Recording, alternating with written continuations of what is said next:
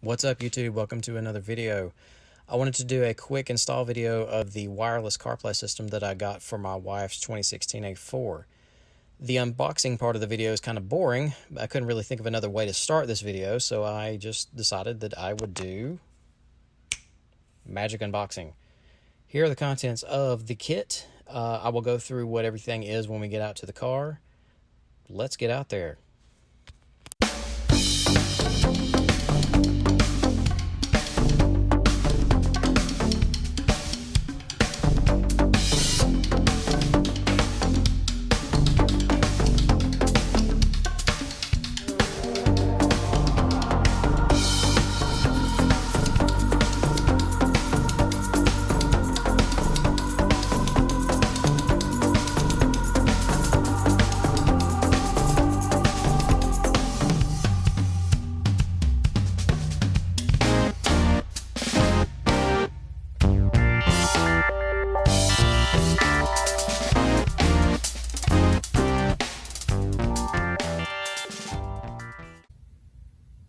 And we've got the radio out.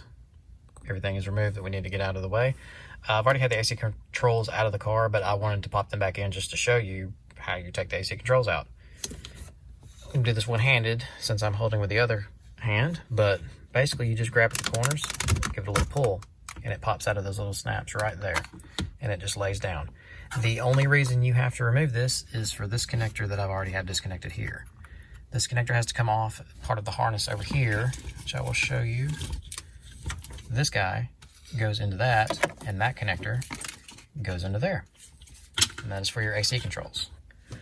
So we got it blown apart. The next step is going to be laying it all in with everything you see here, getting it all wired up, and we're going to give it a trial run before we tuck it all away. Well, let's go.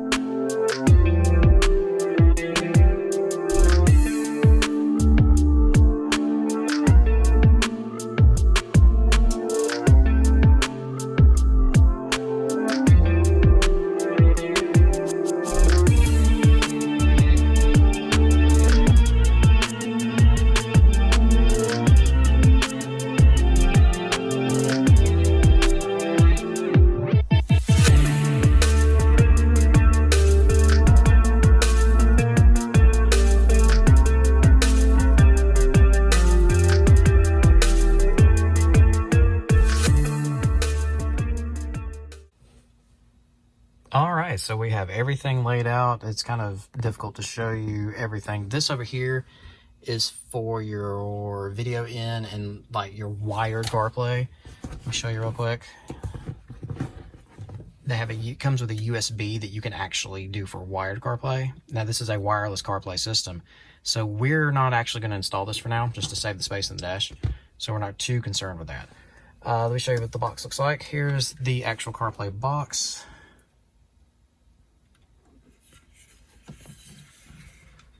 This is with all of the wires in it. A few pointers I'm going to give you. The LVDS cable that comes with it goes in the gray, which I will show you right there, where that green is, goes into the back of the radio. You can do this backwards. Ask me how I know. The instructions are not very clear. If you wire it backwards, your screen will look like that when you turn it on, and you'll think, what in the world did I do? Put the split on the box. That is the biggest pointer I can give you on that. Secondly, now this one confused me for a moment, and I had to look into this. Each car has these switches.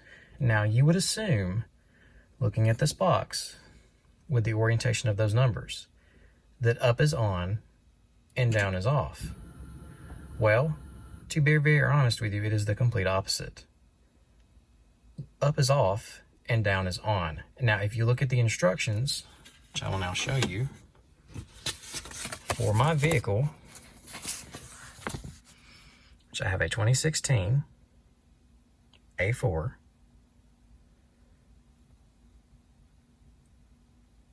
It shows, if you look right there, 13 to 18, this is a 16. 1, 2, 3, 4, 5, 6, off and down. If you go by what that says, also, look up here, 18 and 19, Q5, off, up, 4. This is the major complaint that I have, and honestly, so far it is the only complaint that I have. It's very confusing. As you can see, that shows off, triangle up, that shows off, triangle down. My instructions for A4 and Q5, 13 to 18, showed 1, 2, 3, 4, 5, 6, off. So naturally, of course, I turned 1, 2, 3, 4, 5, 6 off again, just like this. I had 1, 2, 3, 4, 5, 6 turned off. Now 7 and 8 are two other options that I'll show you here shortly that will vary depending on what options your car has. But what I'm trying to tell you is up in relation to the numbers is off, and down in relation to the numbers is on. Keep that in mind when you are looking at the instructions. It will save you a lot of time. Trust me on that.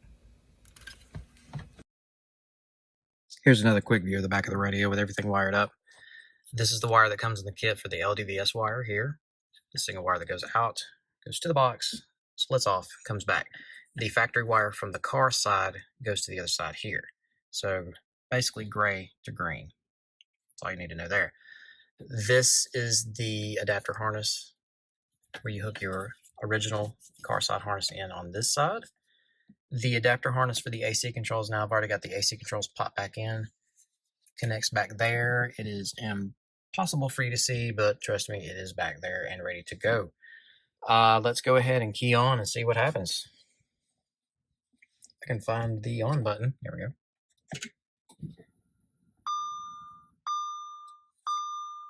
All right, seem to be working good there.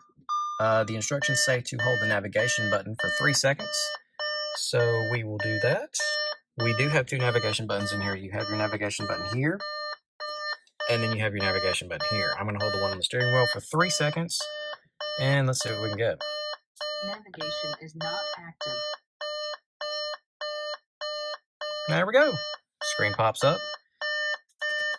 Seems to be working. This is a non-touch screen, so you can't actually, reach up here and do everything you want to do here. All is controlled from here in this central knob here. As you can see, this one comes with AirPlay, AutoLink, media. It's got a YouTube option, HDMI in, which your HDMI cable is over here. So if you wanted to run an HDMI cable, anything that runs an HDMI cable, you could run it in there. Now I'm going to get everything installed. Once I get everything installed, I will then link my phone and then start recording that for you. The reason why is the device that I would be linking is what I'm recording on. So I'm going to go ahead and do that off camera. Once I get everything linked, I will come back and just give you a quick rundown of how everything works. Let's get it back together.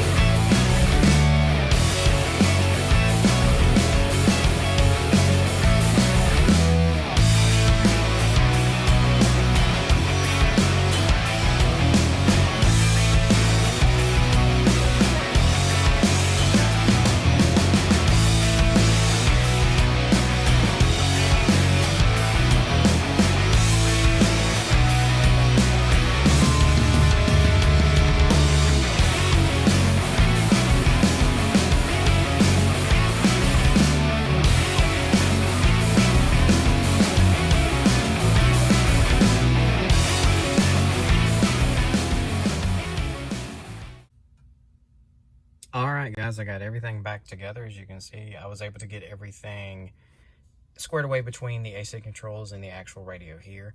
There's a pretty good gap between there, and I was able to get everything tucked nicely back in there and out of the way.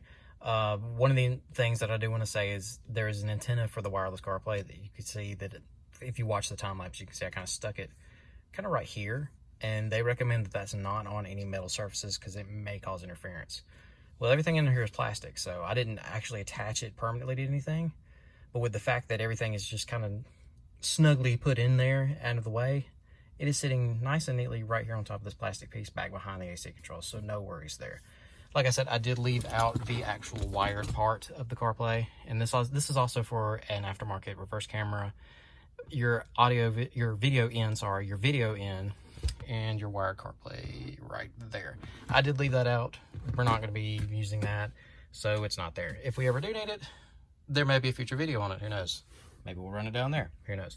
But anyway, let's key on and see what we got. I did get my phone linked as well. I don't know if I said that before, but my phone is linked. It is ready to go. So let's key on and see what we can get. All right, keys on. Everything looks good there. Let's go ahead and hit the navigation button here. Hold for 3 seconds. Navigation is not active.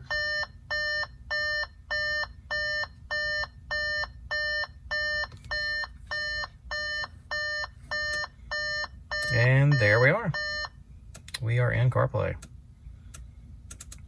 Like I mentioned before, everything is controlled from your central control here. Down is to select, as you would do normally with your Audi radio controls. We've got everything we need. We've got music, we've got phone, I've got Waze, of course, so I've got Waze. Everything seems to be good. Also, another cool feature that I like, it does bring HomeKit into it. So, you know, we do have a HomeKit garage door, which we can now control straight from the car, which is pretty cool. And also, if you get a chance, be sure to check out my wife's YouTube video. I am going to give a link to her channel in the video description and maybe right now on the screen. Be sure to check her out. She's a YouTube veteran. She's also back to doing reviews and stuff, which is awesome. And hopefully in the near future, we will have a little collaborative video for you guys. Again, thanks for watching. If you like this video, please just give it a thumbs up and stay tuned for more content. Thanks.